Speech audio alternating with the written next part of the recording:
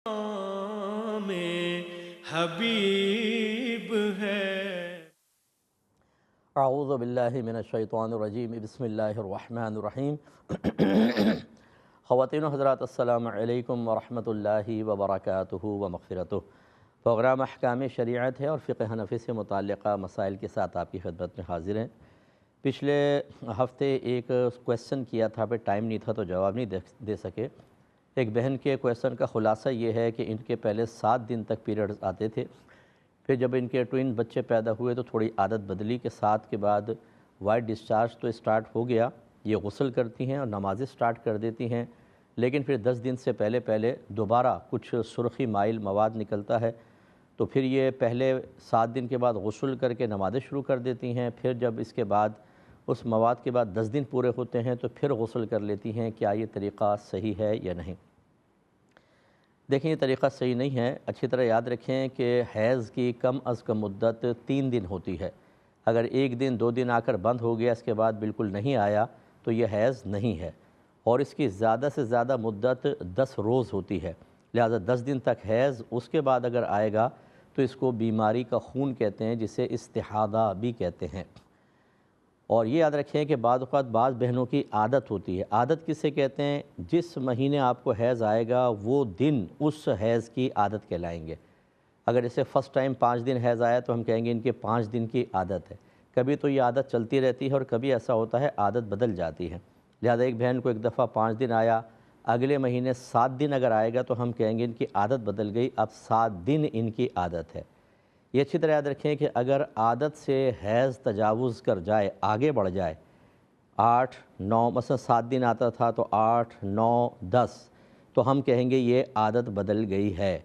हाँ, 10 से आगे अगर निकल जाते और आदत पहले मुतय्यन थी तो हम कहते हैं कि आदत के दिन हैज़ हैं और बाकी इस्तिहाज़ा हैं, ठीक है। लेकिन अगर आगे ना बढ़ें बल्कि 7 से मसलन 8 आके बंद हो गया, 9 पर आके बंद हुआ, 10 पर आकर बंद हुआ, तो यह हैज़ ही है और इसको आदत बदलना कहते हैं।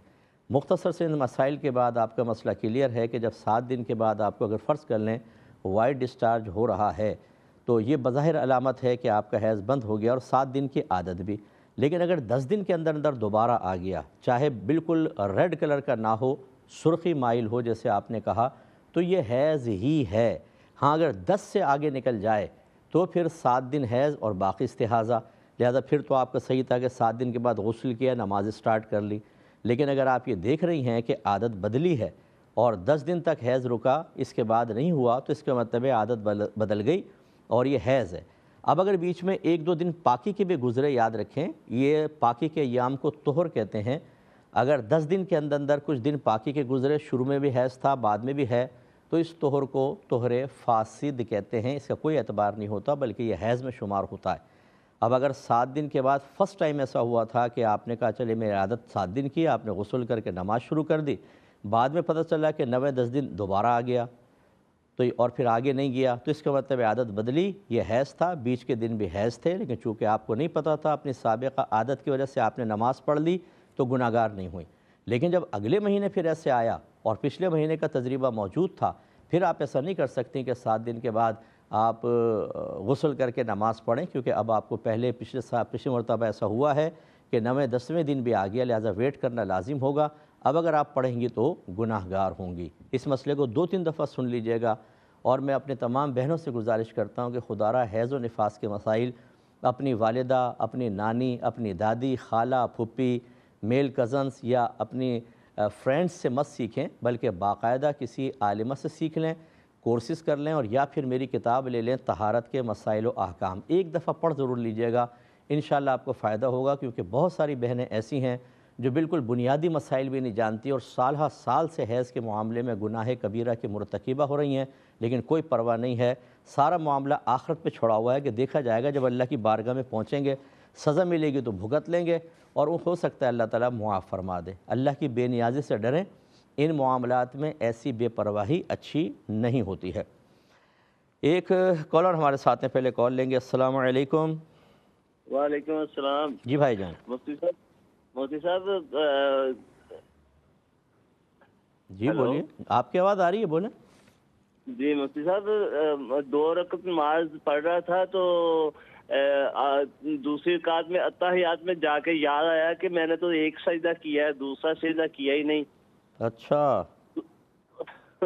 تو اب اتحیات بھی عبدہ و رسولہ تک پڑھ لی، اب کیا مسئلہ ہوگا وہ اس کا بتا دیں. دوسرا کویسچن ہے. جی جی بولیں. ایک معذرت ڈراپ ہو گئی شاید. دوسری کالر ہیں. السلام علیکم. وعلیکم السلام. مفتی صاحب میرا سوال یہ ہے کہ میری جب شادی ہوئی تھی تو کچھ گھریلو مسئلوں کی وجہ سے میری بیوی نے خلا لے لی. کافی دیر صلح کا پیغام بھجوانے کے باوجود بھی وہ نہیں مانی تو اس نے خلا کو اپنا برقرار رکھا. اور میں یہ پوچھنا چاہ رہا تھا کہ جو اس سے ہونے والی میری بیٹی ہے اس کا کیا حکم ہوگا، اور جو اس نے مجھے سامان اور اپنا برتن وغیرہ یا کوئی فرنیچر وغیرہ بھیجا تھا اس کا کیا شرعی حیثیت ہوگی، یہ ذرا آپ کائنڈلی بتا دیں. چلیں میں بتاتا ہوں انشاءاللہ. ان بھائی کا کویسچن لیتے ہیں. دیکھیں اگر آپ نے 2 رکعت نماز پڑھی تھی اور پہلی یا دوسری رکعت میں ایک سجدہ آپ بھول گئے اور اتحیات پوری پڑھ بھی لی، فرض کر لیا آپ نے قاعدہ اخیرہ کے اندر یاد آیا، تو آپ کو کرنا یہ تھا کہ ایک اور آپ یعنی سجدہ کرتے، جو فرض رہ گیا تھا اس فرض کو سجدے کو کرتے. اور چونکہ آپ نے فرض کی ادائیگی میں تاخیر کی، اس کی جگہ کو بدل دیا. پہلے دونوں سجدے ساتھ ہونے چاہیے تھے، آپ نے ایک سجدہ کیا، بیچ میں اتحیات آ گئی، دوسرا سجدہ. تو جب فرض کی ادائیگی میں تاخیر ہو یا اس کا محل بدل جائے، اس کی جگہ بدل جائے، دونوں صورتوں میں آخر میں سجدہ سہو ہوتا ہے. تو لہذا کرنا یہ تھا کہ اتحیات پڑھ لی، کوئی بات نہیں، آپ ایک سجدہ کرتے وہی فرض کی نیت سے، پھر بیٹھتے، اتحیات پڑھتے، سلام پھیرتے. وہ پہلے والا جو قاعدہ تھا وہ باطل کہلائے گا. ٹھیک ہے، آپ دوبارہ اتحیات پڑھتے، سلام پھیرتے، 2 سجدے کرتے، پھر بیٹھ کے اتحیات پڑھتے اور دعا وغیرہ درود پاک پڑھ کر اپنی نماز کو کامل کرتے. اگر آپ نے ایسا نہیں کیا تو بہرحال 2 گناہ آپ کے نامہ اعمال میں لکھے گئے، ایک علم نہ سیکھنے کا گناہ اور ایک گناہ کا گناہ. اس لیے میں تمام بھائیوں سے گزارش کرتا ہوں بار بار کہ باقاعدہ فرض علوم کورس کیجئے تاکہ آپ اس طرح کے گناہوں سے نادانستہ طور پر جو مرتکب ہو جاتے ہیں یا کم علمی کی بنا پر ہوتے ہیں اس سے محفوظ رہ سکیں. بھائی نے فرمایا کہ شادی کے بعد کچھ مسائل ہوئے تو زوجہ نے خلا لے لی اور اب وہ علیحدہ ہیں، ان سے میری بیٹی ہے، بیٹی کا کیا حکم ہوگا؟ دیکھیں بیٹی تو آپ کی ہے ماشاءاللہ، کوئی ایسا تو نہیں ہے خدا نخواستہ کہ کوئی ناجائز بچی ہو. ہاں یہ ہے کہ اگر ماں پرورش کرنا چاہتی ہے تو پہلے سے لے کر 7 سال تک بلکہ 9 سال تک، کیونکہ جو بچی ہے وہ والدہ کے پاس رہیں گی، کیونکہ 9 سال تک ماں تمام بچی کو آداب وغیرہ سکھاتی ہے اور مسائل ہوتے ہیں جو باپ نہیں سکھا سکتا. پھر چونکہ اب باہر کے معاملات ہوتے ہیں شادی وغیرہ کے اور یہ مرد زیادہ اچھے انداز سے کر سکتے ہیں تو پھر مرد کی کفالت میں آتی ہے. تو اس لیے بچی تو آپ کا مسئلہ نہیں ہے. باقی جو ان کا ساز و سامان ہے اگر وہ طلب کر رہے ہیں تو بالکل آپ ان کو دیں. اگر مطلب انہوں نے آپ کو گفٹ نہیں دیا، جیسے بچے کو جہیز میں دیتے ہیں، بچی استعمال کرتی ہے، وہ تمام چیزیں ان کی امانت ہیں، وہ ان کی ہیں، وہ ان کو دیں. اب رہا خلع کا مسئلہ. یہ اب آپ نے نہیں بتایا کہ یہ خلع جو تھا یہ 1 سائیڈڈ تھا یا ان کا مطالبہ خلع تھا اور آپ نے باقاعدہ زبان سے طلاق کے الفاظ ادا کیے اور اس کے بدلے میں مال لے لیا، یا وہاں پر جج نے سائن وغیرہ کرائے، آپ نے سائن کر دیے. چنانچہ اگر طلاق یا خلع شوہر کی طرف سے باقاعدہ ہو تو یہ نافذ ہوگا اور بیوی آپ کے زوجہ آپ کے نکاح سے نکل گئیں. اور یہ یاد رکھیں کہ ان دونوں میں فرق یہ ہوتا ہے کہ اگر آپ پیسے کے بدلے طلاق دیتے ہیں تو اس کو خلع کہتے ہیں، اور پیسے کے بدلے نہیں دیتے تو اس کو صرف طلاق کہا جاتا ہے. پیسہ مراد جو مہر وغیرہ ہے بعض اوقات وہ چھوڑ دیتے ہیں، یا شوہر ویسے ہی کچھ پیسوں کا مطالبہ کرتا ہے اور کہتا ہے میں طلاق دے دوں گا. اگر عورت ڈیل کنفرم کر دیتی ہے، پیسہ دیتی ہے، طلاق دیتا ہے، اس کو خلع کہتے ہیں. ایک ہوتا ہے 1 سائیڈڈ خلع کہ آپ تیار نہیں تھے، زوجہ گئی کورٹ میں، اس نے جج سے 1 سائیڈڈ خلع کی ڈگری لے لی جس کو ہم فسخ نکاح کہتے ہیں. حقیقتاً آپ کو نوٹس بھیجے، آپ نہیں گئے اور جج نے آپ کے قائم مقام ہو گئے نکاح کو ختم کر دیا. یہ جو ہے خلع یہ نافذ نہیں ہوتا. یہ بہت ہی معمولی چیزوں کے اندر بالکل نافذ نہیں ہوتا. جج آپ کے قائم مقام ہو کر نکاح کو ختم نہیں کر سکتا. اگر ایسا ہی تھا کہ آپ نے طلاق کے الفاظ نہیں کہے، آپ نے کہیں سائن نہیں کیا، آپ اس پہ راضی بھی نہیں تھے اور کوئی بڑی وجوہات نہیں تھی، چھوٹی چھوٹی وجوہات تھیں، تو وہ کورٹ کا جو فسخ نکاح نافذ نہیں ہوا، وہ اب بھی آپ کی زوجہ ہیں. تو اس لیے ان تمام چیزوں کو دیکھ لیں. باقی میں بہنوں سے گزارش کرتا ہوں خدا را ان چھوٹی چھوٹی چیزوں پہ اپنے گھروں کو برباد نہ کریں، اور خصوصاً جب کہ آپ کی بچی ہو، اس بچی کے ذہن پہ کتنے منفی اثرات مرتب ہوں گے. میں یہ نہیں کہتا ہوں کہ شوہر کا قصور نہیں ہوگا، کچھ قصور شوہر کا ہوتا ہے، کچھ بیوی کا ہوتا ہے، لیکن کوئی بھی فرشتہ تو نہیں ہوتا نا. جب شوہر بہت سارے قصور نظر انداز کر کے معافی طلب کر رہا ہے تو بہنوں کو بھی چاہیے کہ معاف کریں، اور اپنے بچوں کے لیے ہمارے جملہ ہوتا ہے ہمیشہ کہ ماں باپ کے جب بچے ہو جائیں تو اب زندگی اپنی نہیں رہتی، اب بچوں کی ہو جاتی ہے۔ ان کی تربیت کرنا، اچھا رول ماڈل بن کر دکھانا، ان کی آئندہ آنے والی ازدواجی زندگی کے لیے ان کو ایک تعلیمی عملی تعلیم فراہم کرنا، یہ ماں باپ کی ذمہ داری ہے۔ پیار سے رہیں، محبت سے رہیں، کوئی شاؤٹنگ نہ ہو، ایک دوسرے کے جذبات و احساسات کی قدر کریں، درگزر کریں۔ کسی نے زیادہ کام کیا، شوہر زیادہ کام کر کے آیا، شکریہ ادا کریں، ہاتھوں دبا لیں، چائے بنا کے پلا دیں ایک دوسرے کو۔ بچے جب یہ دیکھتے ہیں ایک خوشگوار ماحول، وہ اپنی فیملی کے ساتھ ایسے ہی کرتے ہیں۔ تو خدا را ایسا نہ کرے۔ کیوں اپنے بچوں کے ساتھ دشمنی کرتے ہیں؟ کیوں اپنے بچوں کے معصوم ذہنوں کے اوپر بوجھ ڈالتے ہیں؟ کیوں ان کو خوف میں مبتلا کرتے ہیں؟ کیوں ان کی ذہنی اور شخصی تعمیری صلاحیتوں کو آپ تباہ کر رہے ہیں صرف معمولی وجوہات کی بنا پر؟ ہو سکتا ہے آپ کو میدان محشر میں اس کا بھی جواب دینا پڑے۔ ایک بھائی نے کویسچن کیا تھا کہ حالت جنابت میں، بہن نے فرمایا تھا کہ حالت جنابت تھی، پیریڈ سٹارٹ ہو گئے، تو کیا ابھی غسل کریں یا بعد میں ایک ہی غسل کریں یا دو غسل کیے جائیں گے؟ دیکھیں، اگر حالت جنابت تھی اور پیریڈ سٹارٹ ہو گیا تو اب غسل کرنے کا تو کوئی فائدہ نہیں ہے، کیونکہ اب یہ جنابت قائم ہی رہے گی، گویا کہ ایک طریقے سے یہ غسل ویلڈ ہی نہیں ہوگا، کیونکہ حیض کی ناپاکی طاری ہو گئی۔ تو ابھی رہنے دیں، جب آپ فارغ ہو جائیں تو ایک ہی غسل دونوں کے لیے کافی ہوگا، کہ جب اسباب دو ہوں لیکن ایک ہی چیز سے دونوں کا حکم پورا ہو رہا ہو تو پھر دو اعمال کی ضرورت نہیں ہوتی، ایک ہی عمل کافی ہوتا ہے۔ اس کی نظیر یہی ہے کہ جیسے آپ 14 سجدے آیات آپ نے پڑھ لیں تو ایک ساتھ آپ 14 سجدے کر سکتے ہیں، ایک ہی مجلس میں اگر آپ نے آیت سجدہ کو 2-3 بار پڑھا تو ایک ہی سجدہ کرنا کافی ہوتا ہے۔ اسی طریقے سے اس میں بھی بس ایک ہی آپ غسل کریں گے۔ کسی بھائی نے پوچھا تھا، چلیں پہلے ایک مختصر سا بریک لیں گے، پھر انشاءاللہ حاضر ہوتے ہیں چھوٹے سے بریک کے بعد۔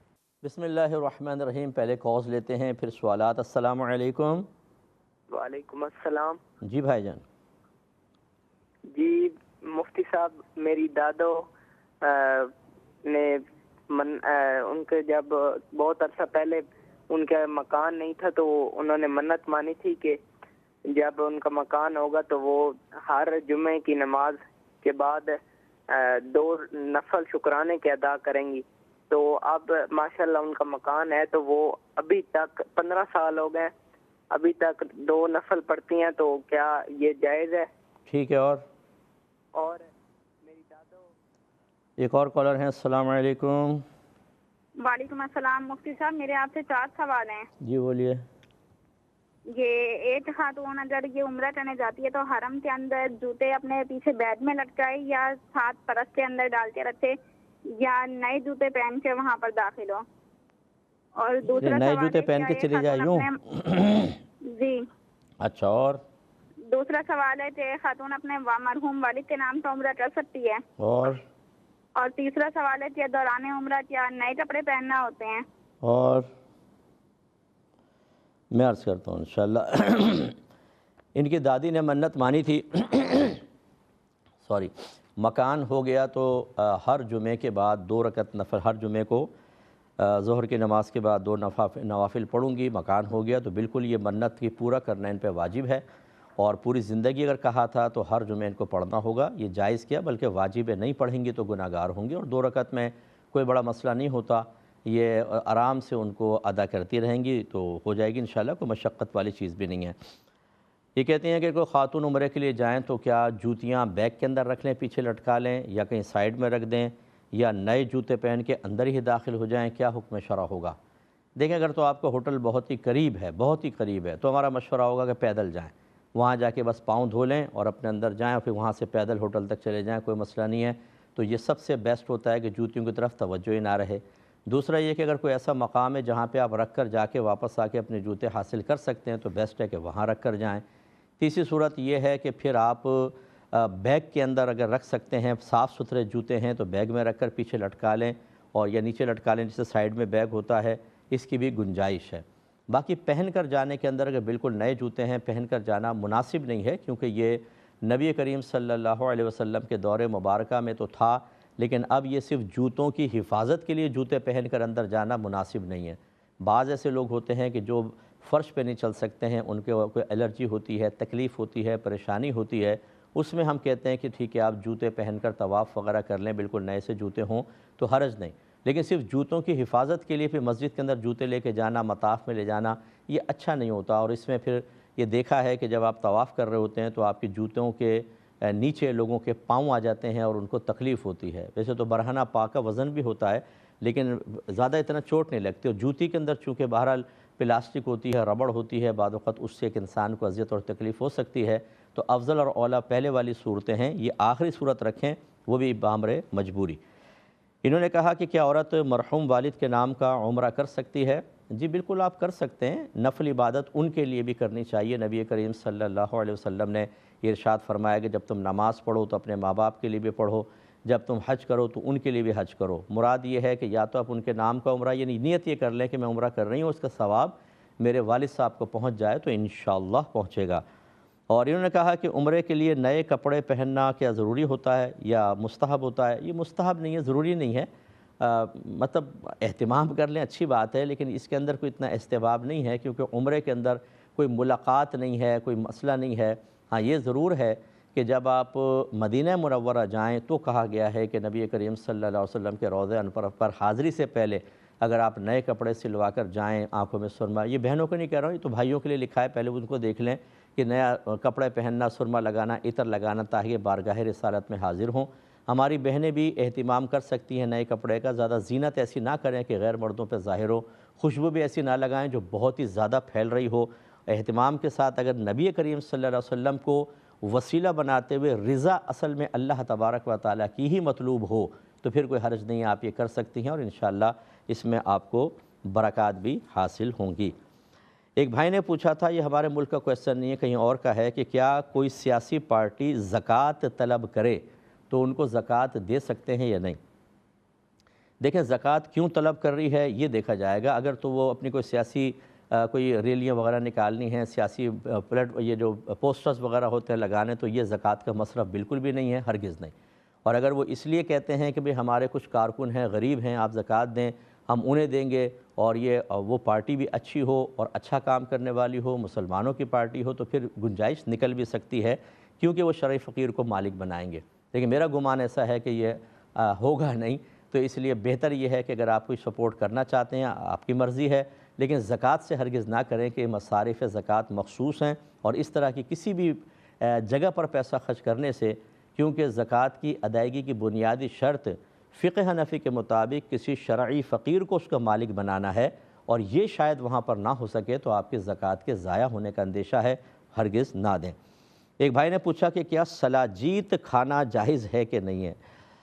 پہلے سمجھ لیں کہ سلاجیت جو ہوتی ہے نا، یہ پہاڑوں کے اندر جو پودے وغیرہ ہوتے ہیں اور اسی طریقے سے آرگینک میٹر ہوتے ہیں، معدنیات وغیرہ ہوتی ہیں، نامیاتی مادے جن کو کہا جاتا ہے، یہ بہت زیادہ ہیٹ میں دباؤ کے اندر رہتے ہیں تو پگھل جاتے ہیں اور بلیک کلر کی شکل اختیار کر لیتے ہیں، اور پھر یہ چٹانوں کے اندر سے رس کے باہر نکلتا ہے، اور یہ لوگ جا کر جو ہے یہ اس کو لے لیتے ہیں، اس کو آپ کھینچیں گے تو کھنچتی چلی جاتی ہے، اور یہ مردانہ طاقت کے لیے اور دیگر جیسے پٹھے سیلز وغیرہ ٹوٹ جاتے ہیں اس کے لیے، دماغی طاقت کے لیے بعض حکماء اس کا مشورہ دیتے ہیں، تو یہ استعمال کی جا سکتی ہے، لیکن ہمیشہ ڈاکٹر یا حکیم کے مشورے کے بعد۔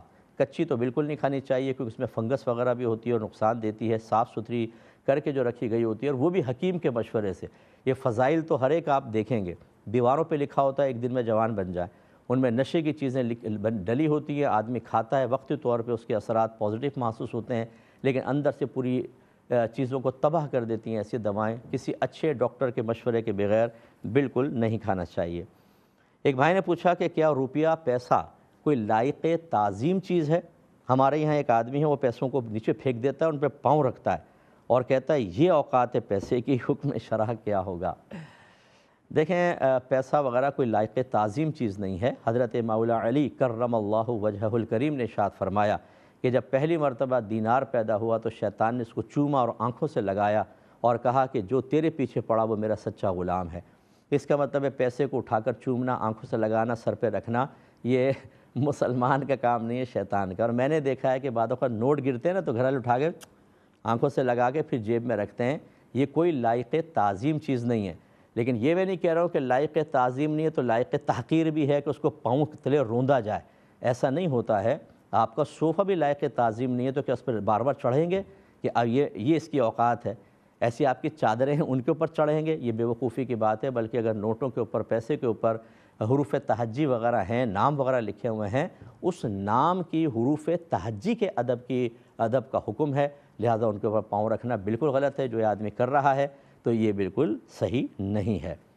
اور نہ اس طرح کے پاؤں تلے روند کر کسی چیز کی اوقات کو آپ ثابت کر سکتے ہیں۔ اگر خدا نہ خواستہ کوئی اپنے خدا نہ کرے کوئی اپنے بڑے کو زمین پہ لٹا کے اس پہ پاؤں رکھ دے تو کیا مطلب پاؤں رکھنے سے اس کی اوقات ظاہر ہوگی کہ یہی اوقات تھی؟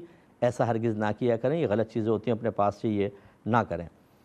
ایک بھائی نے فرمایا کہ ایک شخص کی ہمارے رشتہ داروں میں ایک آدمی اپنے بیٹے کی شادی کسی لڑکی سے کر رہا ہے، وہ بھی رشتہ دار ہیں دوسرے بھی، لیکن وہ دوسرا شخص جو ہے اس نے 2 شادیاں کی تھیں، دونوں بیویوں کو ساتھ رکھا ہوا ہے، ایک نیچے کے اوپر، اور جس لڑکی سے اس کی شادی ہو رہی ہے اس کی ماں کو یہ طلاق دے چکا ہے اور پھر بھی ساتھ رکھے ہوئے ہے۔ اب ہمارا اس شادی میں شرکت کرنا کیسا ہے؟ دیکھیں، سب سے پہلے تو تحقیق کریں کہ اگر اس نے اپنی زوجہ کو طلاق دی تھی، کتنی طلاق دی تھی؟ ہو سکتا ہے 1 دی ہو، 2 دی ہو، اور رجوع کی گنجائش ہو اور اس نے رجوع کر لیا ہو، اب ساتھ رکھے ہوئے ہے تو ٹھیک ہے۔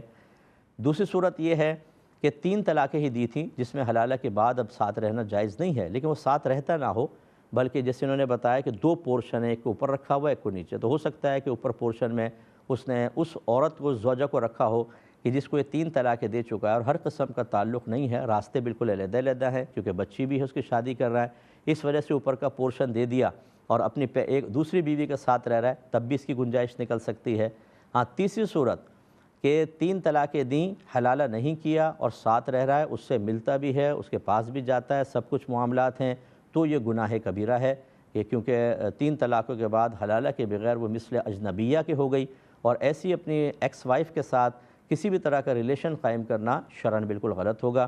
اگر یہ آخری صورت ہے، اس میں تو پھر آپ بہتر ہے کہ نہ جائیں، تاکہ آپ سوشل بیک آؤٹ کر کے احساس دلا سکیں کہ آپ یہ غلط کر رہے ہیں اور اس لیے ہم آپ سے دور ہیں، تو اس کو گناہ کا احساس ہوگا۔ اور اگر اس سے پہلے والی صورتحال ہیں تو پھر آپ بیگانی شادی میں، جس کو کہتے ہیں نا عبداللہ دیوانہ، وہ نہ بنیں اور خواہ ان کے اوپر فتوے نہ لگائیں، جا کے پہلے تحقیق کر لیں، اگر ایسی صورتحال نہیں ہے تو پھر آپ شادی میں شرکت کر سکتے ہیں۔ ایک بھائی نے فرمایا کہ کیا تقلید شرک ہے؟ اس میں کہاں سے شرک آ گیا؟ تقلید کا مطلب ہوتا ہے کسی کی پیروی کرنا، کسی کے پیچھے چلنا، کسی کی بات کو اپنے لیے دلیل بنا کر اس کو اختیار کر لینا، یہ تقلید ہوتی ہے۔ ایک تو یہ مطلقاً تقلید ہوتی ہے، ایک تقلید شرعی ہوتی ہے کہ کسی شخص کے علم پر اعتماد کرتے ہوئے اور اس یقین کے ساتھ کہ یہ متقی ہے، پرہیزگار ہے، صاحب علم ہے اور اس نے قرآن و حدیث سے مسائل نکالے ہیں اور یقیناً اس کے پاس شرعی دلیل موجود ہے، اس کے قول کو بغیر دلیل طلب کیے اپنے لیے بطور دلیل قبول کر لینا، یہ تقلید شرعی کہلاتی ہے۔ جیسے امام اعظم ابو حنیفہ رضی اللہ تعالیٰ عنہ کا قول اگر حنفی کے پاس آئے گا، وہ کہے گا یقیناً امام اعظم نے قرآن یا حدیث سے یہ قول نکالا ہوگا، مجھے اس پہ اعتماد ہے، میں اس کو اختیار کروں گا، بلکہ وہ بطور دلیل پیش کرے گا۔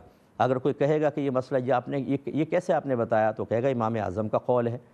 لیکن یاد رکھیں، مقلد کے لیے یہ نہیں ہوتا کہ وہ تقلید طلب ہی نہیں کر سکتا، وہ شرعی دلیل طلب نہیں کر سکتا، وہ پوچھ سکتا ہے یہ کہاں سے ثابت ہے کہاں سے نہیں۔ یہ تقلید شرعی ہوتی ہے کہ کسی کو اپنا اس طرح رہنما بنا لینا۔ پھر یہ 4 امام ہیں بڑے، امام اعظم، امام شافعی، امام مالک، امام احمد بن حنبل، پوری امت ان 4 کی تقلید پر متفق ہے، لیکن کسی ایک کی تقلید کرنے کا حکم ہوتا ہے، اس کو تقلید شخصی کہتے ہیں، تو ایک کی تقلید کی جاتی ہے۔ اب اس میں شرک کا کہاں سے تصور آ گیا؟ شرک تو یا تو اللہ کی ذات میں شرکت ہوتی ہے اور کسی کو اپنا مقلد مان لینا، جس کی پیروی کریں اس کو مقلد کہتے ہیں، جو پیروی کرتا ہے اس کو مقلد کہتے ہیں۔ اگر ہم اس کو مقلد مان لیتے ہیں تو اس میں کہاں سے شرک ہو گیا؟ شرک فی ذات۔ اس طرح شرک فی صفات بھی نہیں ہے، تو لہٰذا شرک کا تو اس میں کوئی بھی تصور نہیں ہوگا۔ ایک مختصر سا مزید بریک لیں گے، ہمیں یقین ہے آپ ہمارے ساتھ ہی رہیں گے۔ بسم اللہ الرحمن الرحیم۔ ایک بھائی نے پوچھا تھا کہ آراء بزرگان دین پر پرچم کشائی کرنا کہاں سے ثابت ہے؟ دیکھیں، وہاں سے ہی ثابت ہے جہاں سے چادر ڈالنا ثابت ہے، وہیں سے ثابت ہے جہاں سے دھمالے کرنا ثابت ہے، وہیں سے ثابت ہے جہاں ڈھول زور سے بجانا ثابت ہے، یہ وہیں سے ثابت ہے جہاں مرد و عورتوں کا اختلاط بہت زیادہ ثابت ہے۔ آراء بزرگان دین پر بعض جگہوں پہ بہت ہی اچھا نظام ہے اور بہت ہی شریعت کے موافق ہوتا ہے، اور کہیں پر شتر بے مہار ہوتے ہیں، اور ایسے اجتماع میں شرکت کرنا، ایسے عرس میں شرکت کرنا، یہ سخت ناجائز اور گناہ ہے، یہ اچھی طرح یاد رکھیں، چاہے کتنے ہی بڑے بزرگ کا مزار کیوں نہ ہو۔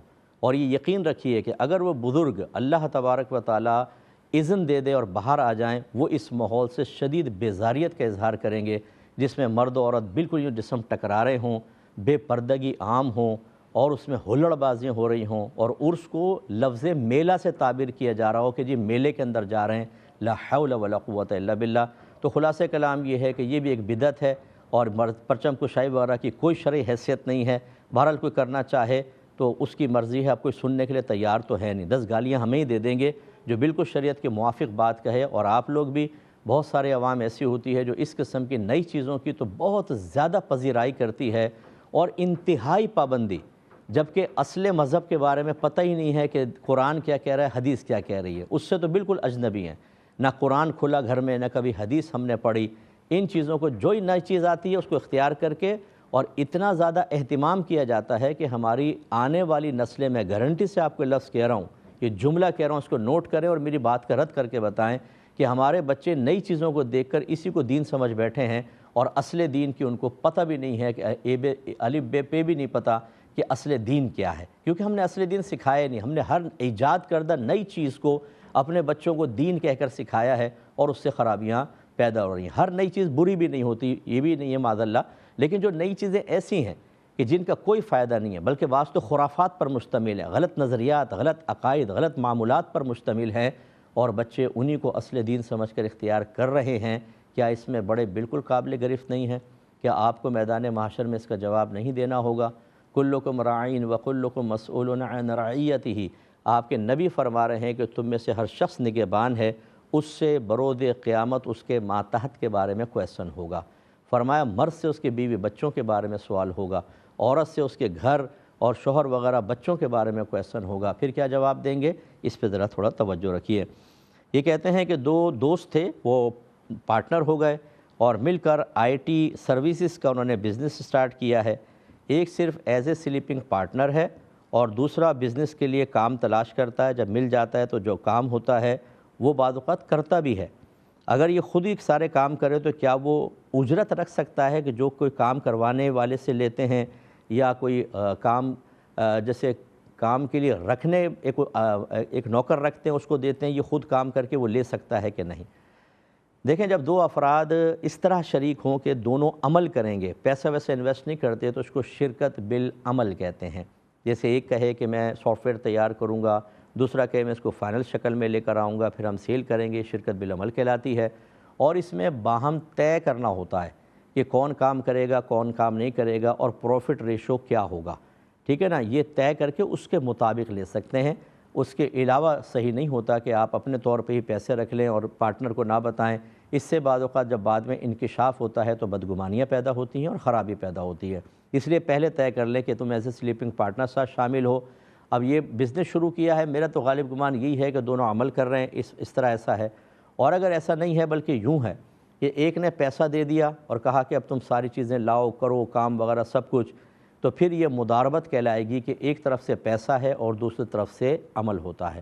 اب اس کے اندر یہ ہوتا ہے کہ مدارب جو ہے جو بھی اس تجارت وغیرہ کے اندر اخراجات ہوتے ہیں ان کو سب شو کرتا ہے، ظاہر کرتا ہے، وہ پہلے مائنس کیے جاتے ہیں، یعنی جو پروفٹ ہوگا اس سے اخراجات وغیرہ نکالے جائیں گے، اور پھر باقی پروفٹ کے اندر پرسنٹ طے ہوتا ہے کہ مثلا 60% تمہارا، 40 میرا۔ اب چونکہ یہ والا پارٹنر، یہ مدارب کام کر رہا ہے تو یہ کہہ سکتا ہے، یعنی مدارب کے کام ہوتا ہے وہ کہہ سکتا ہے کہ جی میں 60% لوں گا، آپ 40%۔ تو جو بھی نفع ہو اس میں یہ دونوں پہلے سے طے کریں، اس کے بعد پھر وہ مدارب رکھ سکتا ہے۔ اور یہ نہ کریں کہ مطلب میں علیحدہ کام کر کے، وہ اپنا پرسنٹ بڑھا لے نا کہ سارا کام میرا ہے، میں محنت کر رہا ہوں تو 60% میرا ہوگا، 40% آپ کا۔ اور اگر ایسا نہیں ہے کہ پیسہ ایک طرف سے دوسری طرف سے کام، بلکہ جیسے میں نے کہا دونوں طرف سے عمل ہے کہ تھوڑا بہت یہ کر رہا ہے باقی یہ کر رہا ہے، تو یہ پھر شرکت بالعمل کہلاتی ہے۔ اور اس کے اندر پہلے سے باہم طے کرنا ہوتا ہے کہ جب میں سارا کام بھی کر رہا ہوں تو میں تھوڑا زیادہ پروفٹ رکھوں گا، آپ کو کم ملے گا، بالکل ٹھیک ہو جائے گا۔ تو خلاصہ کلام یہ کہ ویسے نہ رکھیں، طے کرنے کے بعد دونوں صورتوں میں رکھ سکتے ہیں۔ یہ کہتے ہیں کہ پہلے جو قوالیاں ہوتی تھیں اور نعت خوانیاں یہ گانوں کی طرز میں ہوتی تھیں، یعنی کچھ ایسی ہوتی تھیں، لیکن اب کچھ ہم سنیں تو ایسی ہیں جو غیر مسلمین کے مشہور گانوں پر بنائی گئی ہیں۔ مذہبی گانوں جس کو بھجن کہا جاتا ہے، یہ کہہ رہے ہیں اس پہ بنائی گئی ہیں، تو حکم شرع کیا ہوگا؟ دیکھیں، ہم تو ان نعت خوانی اور قوالوں کو بھی اور نعت خوانوں کو سمجھاتے ہیں کہ گانوں کی طرز کے اوپر نہ پڑھیں، بہتر ہوتا ہے کہ سامنے والے کا انتقال ذہن گانوں کی طرف جاتا ہے، اچھا نہیں ہوتا، کیونکہ مشہور گانوں کی طرز پہ پڑھیں گے تو انتقال ذہن ہوگا۔ لیکن بہرحال یہ مکروہ تنزیہی ہے، اس میں بعض لوگ بہت زیادتی کرتے ہیں کہ یہ گناہ گار ہو رہے ہیں، فلاں ہو رہے ہیں۔ گناہ کو گناہ قرار دینا، کیا آپ کو اس کو اللہ تعالیٰ نے اختیار دیا ہے؟ لائیے ذرا قرآن و حدیث سے دلیل اس کے اوپر۔ جب ایک طرز نعت کے ساتھ، گانوں کے ساتھ ملی تو بری تھی، جب نعت کے ساتھ ملی تو اچھی ہونی چاہیے، طرز فی نفسی تو بری نہیں ہوتی۔ اس کے باوجود ہم یہ کہتے ہیں کہ بہتر یہ ہے کہ گانوں کے طرز پہ نہ ہو۔ لیکن جب کسی کے مذہبی معاملات ہوں، مذہبی طرزیں ایسی ہوں کہ جیسے ہی آپ اس میں پڑھیں تو آپ کا انتقال ذہن کفار کی طرف چلے جائے، اس کو تو سخت حکم لگایا جائے گا، اس کے اوپر مکروہ تنزیہی سے بھی آگے بڑھ جائے گا، ایسا ہرگز نہ کریں۔ لیکن آپ کو پتہ ہے کہ جو پیشہ ور قسم کے لوگ قوال وغیرہ ہوتے ہیں، یہ صرف لوگوں کی اٹریکشن دیکھتے ہیں، یہ صرف حاضرین کی اٹریکشن دیکھتے ہیں۔ ان کو معلوم ہوتا ہے، ماہر نفسیات ہوتے ہیں کہ ہمیں کون سا شعر پڑھنا ہے تو لوگ ہمیں پیسہ دیں گے۔ ان کو اگر آپ پیار محبت سے سمجھائیں تو شاید یہ باز نہ آئیں، لیکن ہر ایک ایسا نہیں ہوتا۔ بہت اچھے خوف خدا رکھنے والے بھی ہوتے ہیں۔ مجھے کیسے ایسے ملے ہیں کہ جب کہا گیا بعض باتوں کے بارے میں فوراً اس کو قبول کر کے اس شعر کو دوبارہ نہیں پڑھایا انہوں نے۔ ایسے اچھے لوگ بھی ہوتے ہیں، سمجھا کر دیکھ لیں، مان لیں ٹھیک ہے، نہ مانے تو پھر بہرحال لڑائی جھگڑا نہیں کرنا چاہیے۔ ایک انہوں نے کہا کہ کسی نے نہ نماز پڑھی ہو، نہ روزہ، نہ حج، نہ زکوٰۃ، لیکن ایمان پر مرا ہے تو کیا وہ جنت میں جائے گا؟ جی بالکل جنت میں جائے گا، یہ اللہ کا وعدہ ہے۔ قرآن کی بے شمار آیات، حدیثیں ہیں، اعمال اپنے مقام پر ہیں، لیکن اگر وہ اپنا عقیدہ بچا کر لے گیا، ایمان محفوظ لے گیا، تو اب یہ دو چیزیں ہوتی ہیں کہ یا تو اللہ تبارک و تعالیٰ اس کو بغیر حساب و کتاب جیسے بخش دے اور جنت میں ڈال دے، اللہ کی مرضی ہے، چاہے تو پہلے عذاب دے اور اس کے بعد جنت میں ڈال دے۔ لیکن یہ اس صورت میں ہے کہ جب اس کے گناہوں کا تعلق اس کی اپنی ذات اور اللہ کے درمیان ہو، وہی جیسے یہ نماز نہیں پڑھی، روزہ نہیں رکھا، زکوٰۃ نہیں دی، حج نہیں کیا۔ لیکن اگر معاملہ حقوق العباد کا ہو تو پھر خطرناک صورتحال ہے۔ کسی کا پیسہ کھا گیا تھا، کسی کو مارا پیٹا تھا، کسی کو روحانی اذیتیں اور تکلیفیں پہنچائی تھیں، اب وہ میدان محشر میں پہنچا اور ایمان بچا کر لے گیا، تب دو صورتحال ہوں گی۔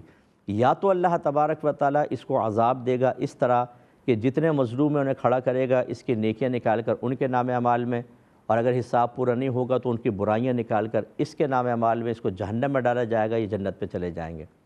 اور دوسری صورت یہ ہے، اللہ تعالیٰ کی مہربانی اگر ہو گئی تو کھڑا سامنے کرے گا اللہ تعالیٰ، لیکن مظلوموں کو اتنا عطا فرما دے گا کہ مظلوم راضی ہو جائیں گے، اور اللہ تعالیٰ فرمائے گا اس کے بدلے میں ظالم کو معاف کر دو، تو وہ معاف کر دیں گے، تو ظالم کو بغیر جہنم میں ڈالے اللہ تبارک و تعالیٰ جنت میں داخلہ عطا فرما دے گا۔ اب آپ میں سے کوئی کہہ سکتا ہے کہ یہ کیا بات ہوئی، اس نے اتنا ظلم کیا پھر بھی اللہ نے اس کو ڈال دیا۔ یہ تو میں نے پوری سچویشن نہیں بتائی نا، ضرور ایسی کوئی وجہ ہوگی، جیسے اس نے حج کر لیا، بڑے اخلاص سے کیا ہے تو سارے اس کے گناہ معاف ہو گئے، مزدلفہ میں حقوق العباد بھی معاف ہو گئے، لیکن مظلوموں کو تو حق دلوانا ہے، ان کو بدلہ دے دیا، اس کو حج کی برکت سے معاف فرما دیا۔ یا کسی نے گڑ گڑا کر اللہ تعالیٰ کی بارگاہ میں توبہ کی، کوئی اس کی نیکی اللہ کو بہت پسند آ گئی، فرض کر لیں ازل سے اللہ نے فیصلہ فرما لیا تھا کہ یہ نیکی کرے گا، میں اس کو بالکل بخش دوں گا، تو یہ اللہ کو آپ اور میں روک کوئی سکتے ہیں؟ اللہ کو ہم حکم نہیں دے سکتے، اس کی مرضی، اس کے بندے وہ جیسا معاملہ کرے، لیکن بہرحال ہمیں ڈرنا چاہیے۔ اب یہ نہیں کہ اگر ایک آدمی ظالم ہے تو کہے کہ جب ایسا ہوگا تو ٹھیک ہے میں ظلم کرتا رہتا ہوں، ہو سکتا ہے اللہ مجھے بھی بخش دے، ہو سکتا ہے تو دونوں طرف ہے، ہو سکتا ہے بخش دے اور ہو سکتا ہے جہنم میں لاکھوں برس ڈال دے، اور وہاں پہ پھر عذاب اتنا شدید ہے کچھ انتہا نہیں، لہٰذا ایسا اس چیز کو بنیاد بنا کر گناہوں پہ دلیر ہونا بالکل ٹھیک نہیں ہے۔ یہ کہتے ہیں کہ ایک آدمی بیوی کی کمائی کھاتا ہے، کام کچھ بھی نہیں کرتا، گھر پہ پڑا رہتا ہے، کیا حکم شرع ہوگا؟ دیکھیں اگر ایسا نکمہ نکھٹو ہے تو پھر تو قابل مذمت ہے، بالکل غلط ہے۔ اور اگر کسی صحیح عذر کی بنا پر ہے، جیسے بعد وقت جاب ہی نہیں مل رہی ہوتی، کاروبار کیا، کاروبار ناکام ہو گیا، بیچارہ مقروض ہو گیا ہے، باہر نکلتا ہے تو لوگ پکڑ کے مارنا شروع کر دیتے ہیں، یا کوئی ایسی اس کے کوئی بیماری لگ گئی ہے، کوئی ایسی مجبوری ہے کہ نہیں جا سکتا، تو پھر زوجہ کی کمائی استعمال کرنے میں کوئی حرج نہیں ہے۔ نبی کریم صلی اللہ علیہ وسلم سے ایک صحابی رسول کی زوجہ اسی طرح پیسہ کماتی تھیں، کام کاج کرتی تھیں اور شوہر اس کو استعمال کرتے تھے، تو نبی کریم سے پوچھا گیا کہ کیا شوہر اپنی زوجہ کی کمائی کھا سکتا ہے کہ نہیں، تو نبی کریم صلی اللہ علیہ وسلم نے باقاعدہ اس کی اجازت مرحمت فرمائی۔ ہاں اگر کوئی عذر نہیں ہے، بیماری نہیں ہے، اور بیوی کی جاب اچھی ہے، پیسہ اچھا آ رہا ہے، تو سوچا میں کیوں کام کروں، چلو اب تو پڑو کے کھائیں، یہ بالکل غلط ہے۔ نان نفقہ بیوی پر لازم نہیں ہے، شوہر پہ لازم ہے۔ آپ اگر اس طرح نکھٹو پن کے ساتھ ترک واجب کریں گے، مسلسل گناہگار ہوتے رہیں گے۔ اور یاد رکھیں کہ اگر عورت ذرا سمجھدار ہو، ڈیل کر لے، یا کورٹ کے ذریعے اس طرح کر سکتی ہے کہ جتنا میں اپنی سیلری سے گھر پہ خرچہ کر رہی ہوں، رہائش جیسے مکان کا کرایہ دے رہی ہے، لباس وغیرہ، کھانا پینا، یہ نان نفقہ کہلاتا ہے۔ جب میرا شوہر کمانے لگے گا، جب اس کے پاس پیسے آئیں گے، تو ان تمام دنوں کا جتنا میں نے خرچ کیا ہے میں اس سے وصول کروں گی، یعنی اس پہ قرض ہے تو یہ ہو جائے گا۔ نان نفقے کی بات کر رہا ہوں، اضافی کی نہیں۔ رہائش، کھانا پینا، لباس، یہ چونکہ شوہر کے ذمہ ہے، اگر عورت کما رہی ہو تو وہ ڈیل کر سکتی ہے کہ ابھی میں خرچ کر رہی ہوں، جب اللہ آپ کو جاب کروا دے، جاب مل جائے، کاروبار آپ کر لیں، کہیں سے پیسہ آ جائے تو اس سارا اس سالوں کا مجھے آپ دیں گے، وہ یس کرے تو ٹھیک ہے، یہ ہو سکتا ہے۔ لیکن اگر ایسا نہیں کیا عورت نے، کوئی ڈیل نہیں کی، کورٹ سے کوئی آرڈر نہیں لیا، اور وہ 10 سال تک اس پہ خرچ کرتی رہی، اب شوہر مالدار ہو گیا، اب عورت کہتی ہے مجھے 10 سال کا خرچہ دے دو، نہیں لے سکتی، کیونکہ آپ نے پہلے ڈیل نہیں کی تھی۔ تو اگر ڈیل کر لیں تو بیسٹ ہے، چاہے بعد میں نہ لیں، تو بعد میں اگر شوہر مالدار ہو جاتا ہے تو لینے کی مجاز ہوں گی۔